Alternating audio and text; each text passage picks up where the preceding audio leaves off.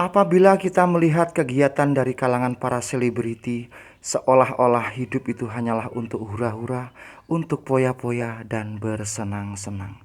Dan bila mana Anda melihat dunia kuliner yang ada di TV-TV, seolah-olah hidup itu hanyalah untuk makan dan urusan perut saja.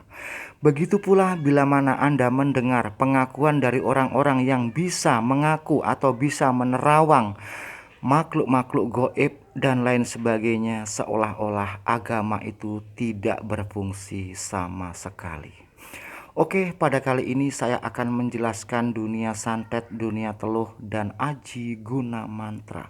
Sebelum Anda menyimak lebih lanjut isi video YouTube pada kali ini, saya berharap Anda untuk ikhlas memberikan subscribe, like, dan juga berkomentar. Perlu Anda ketahui, perbuatan santet, teluh, aji guna mantra atau yang serupa dengan itu adalah merupakan perbuatan yang licik dan pengecut. Orang-orang melakukan hal itu untuk membalaskan dendam, untuk melampiaskan rasa kebencian pada seseorang tertentu, dan dia tidak ingin bertanggung jawab atas perbuatannya dan tidak ada jejak atau dengan menghilangkan jejak. Dan maksudnya dia berbuat seperti itu tidak ada urusan secara hukum. Perlu juga Anda mengerti atau Anda pahami, sebenarnya santet itu tidak berarti apa-apa baik teluh ataupun aji guna mantra. Dan Anda perhatikan baik-baik, bila mana Anda golongan orang yang berpegang teguh pada agama, Anda golongan orang yang tidak sombong, tidak congkak, tidak takabur dalam ucapan atau tidak pernah sesumbar, kategori orang yang bebas santet atau orang yang tidak bisa disantet, diteluh, dan diguna mantra. Namun apabila mana orang tersebut takabur, suka sesumbar, riak, congkak, sombong, dan lain sebagainya, orang itulah dengan mudah akan disantet atau dikenai aji-aji guna mantra dan teluh. Lalu bagaimana orang menerapkan ilmu santet, ilmu teluh atau aji guna mantra? Pertama kali orang tersebut harus mendapatkan data-data orang yang akan disantet atau target. Satu diantaranya adalah nama lengkap. Yang kedua adalah netu kelahiran. Yang ketiga, kampung halaman di mana dia tinggal. Selanjutnya, dia akan mencari juga gambaran atau foto. Dan bisa juga dia akan mencari atau mendapatkan benda-benda orang yang akan disantet, bisa jadi bajunya atau perabot-perabot hariannya yang sering dipegang. Itulah antara lain data-data orang yang akan disantet yang harus didapatkan oleh pelaku santet. Dan satu buah data yang paling penting atau paling permanen bagi orang pelaku santet adalah netu atau hari kelahiran. Biasanya dia akan menghitung-hitung mencari hari naas orang yang akan diteluh atau disantet. Dan pada suatu malam atau suatu hari yang dinyatakan tepat, dia akan mengerjakan santet biasanya di tengah malam saat orang terlelap tidur. Pada suatu malam yang sudah ditentukan atau sudah direncanakan, si pelaku santet akan memanggil beberapa roh halus dari kalangan jin. Dan jin itulah yang akan bertindak sesuai perintah si dukun santet.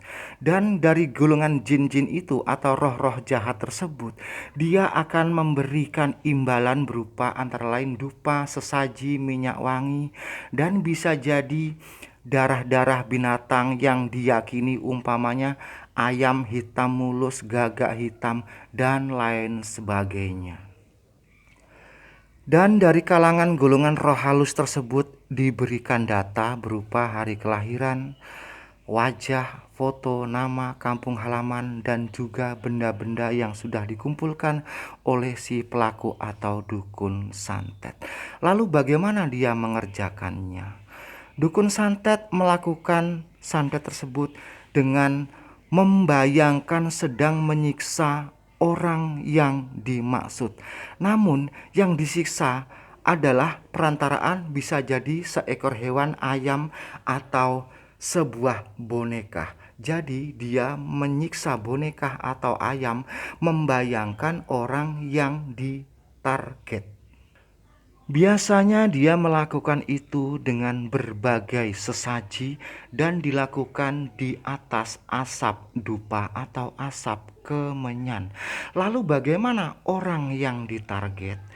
Orang yang ditarget bila mana tengah malam yang jelas pasti dia akan mendapatkan sebuah pertanda dari Tuhan. Bisa jadi dia terbangun, bisa jadi dia mengigau sedikit, dan bisa jadi hatinya gundah pada malam hari itu. Dan apa yang harus dilakukan? Kita sebagai orang yang beragama, yang harus meyakini sesuatu yang benar dan pasti.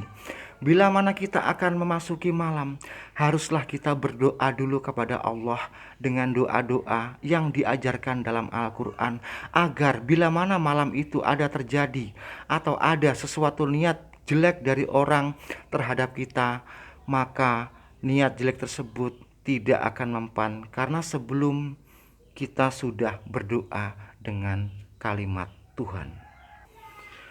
Namun apabila mana orang tersebut selalu mengabaikan kalimat Tuhan atau firman Tuhan, dan dia adalah golongan orang yang sombong, riak, takabur, congkak, dan sembrono atau ceroboh dalam ucapan, suka sesumbar, itulah orang yang gampang kena santet dan orang yang gampang kena teluh.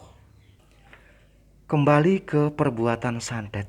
Jadi di saat dia menyiksa seseorang yang dimaksud dengan bayangan belaka, sebenarnya perbuatannya adalah menyiksa hewan-hewan perantara, umpamanya boneka, ayam, kelinci, dan lain sebagainya. Artinya dia memasuki alam kosong atau angan-angan kosong. Itulah yang disebut dengan sihir. Sebagaimana dijelaskan dalam Al-Quran, sebenarnya sihir itu adalah angan-angan kosong belaka. Bila mana sebuah sihir pasti dan tepat mengenai sasaran, sesungguhnya sihir itu hanyalah kehendak Allah. Artinya adalah sebuah kebetulan saja, dan kebetulan saja itu tidak mungkin terjadi. Oke. Jangan lupa Anda sisipkan sebuah komentar bila mana Anda ingin menanyakan sesuatu. Sekali lagi, saya berharap dengan ikhlas Anda untuk subscribe dan berikan like. Semoga apa yang saya katakan ini atau apa yang saya sampaikan pada video YouTube kali ini bermanfaat buat Anda dan menjadikan Anda cerdas dan mempunyai kecerdasan rohaniah.